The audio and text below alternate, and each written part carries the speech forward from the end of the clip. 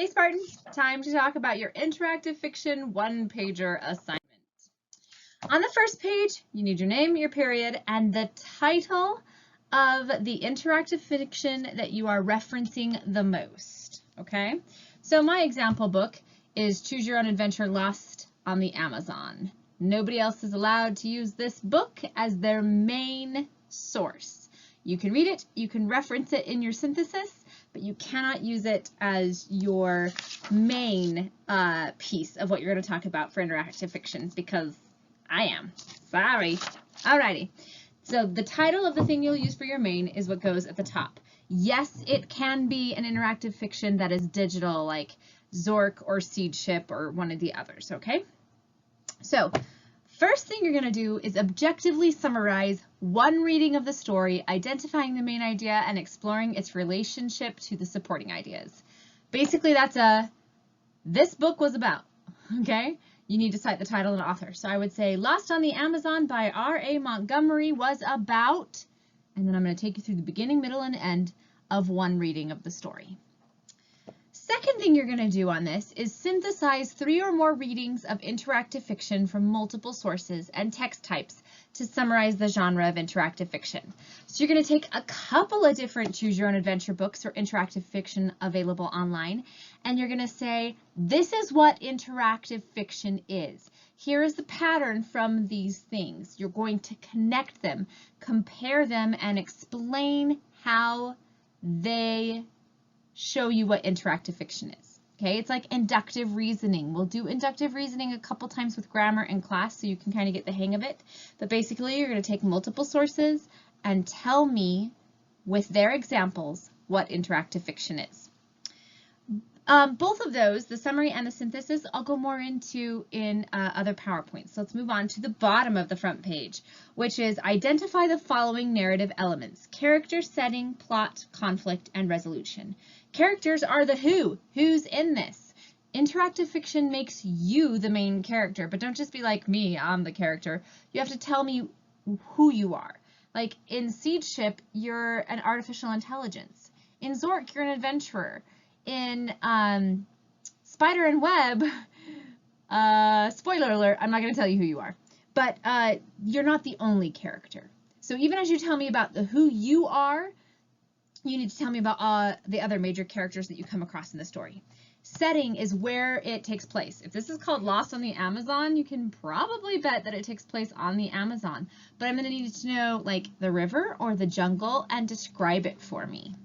The plot, the events, okay? In that little chart here at the bottom of your page, you can tell me that in list form, the plot.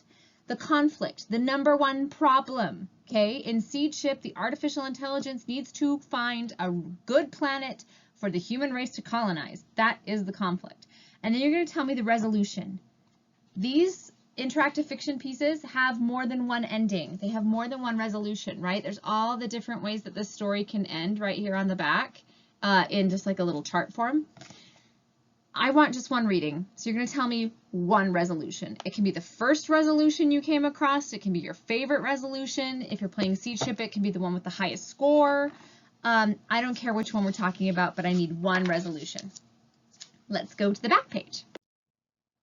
Okay, on the back page, you're going to talk about how you're going to analyze how the 5 narrative elements interact to shape characters and propel the action. So you're going to tell me, like, how does the character propel the action of the plot? How does the setting shape the character? Or how does the setting propel the action of the plot? So you can talk about how the conflict shapes the character or how the resolution changes the character. I need you to take these different narrative elements, pick one and connect it to another one, and then tell me about another one and connect it to another one, okay? So you're not just going to be like, characters this. That's what the front page was. You're going to be like, here's how the characters affected the plot, because somebody else would never have chosen to do what this person did, and that's why the story unfolded this way. It's kind of a synthesis. Then you're going to list facts versus opinions about the text.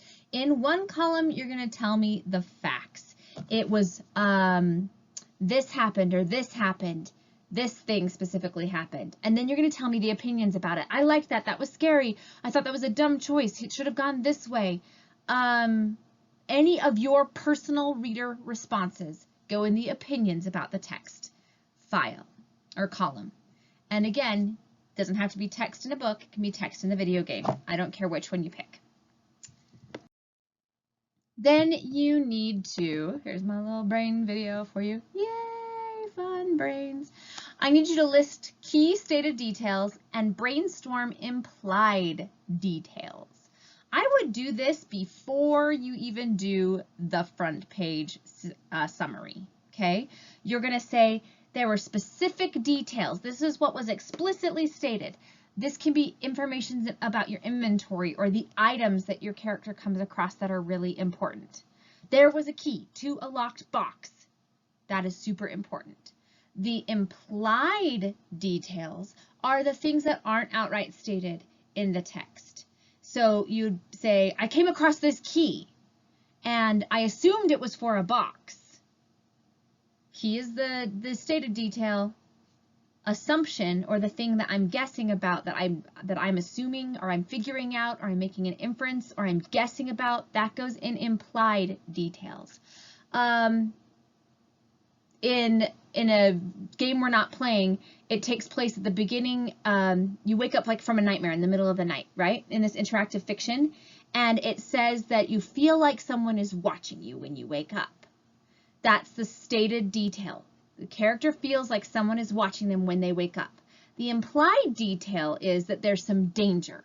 It doesn't say that there's danger. It just makes you think that you're in danger. That's the difference between key stated details and implied details. And the bottom of the back page, in this lovely little chart here at the base, you need to give me a reading log. This reading log helps you keep track of your sources, because to synthesize on the front page, you're going to talk about more than one book. So I need to know the dates of your reading, the title of what you are working on, and your total minutes. So let's say Lost on the Amazon, I read it 20 minutes a day for 3 days. Okay? The dates of the reading are going to be those 3 days. Then the title, Lost on the Amazon. It doesn't say title, but it would be good so that you don't have to look it up later for you to write the author too. Okay? So I'm going to be like by A.R. Montgomery. And then total minutes. I don't need them broken out by days. So if I did 20 minutes for 3 days, I'm just going to say 60 minutes.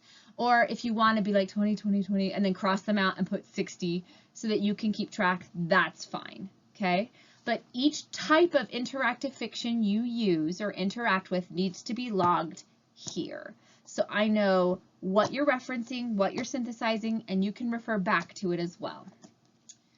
If you have any questions about this one-pager, please let me know. We'll talk in class about when it's due. It is the assessment for the interactive fiction unit. So this piece of paper, while it seems like just maybe a normal worksheet that you can kind of whatever, this is where most of your grade will be coming from, are the elements on here, because we do the skills, summary and synthesis, and making inferences with evidence. So we'll talk more about those skills specifically in a different PowerPoint, but this is just your introduction to your interactive fiction one-pager.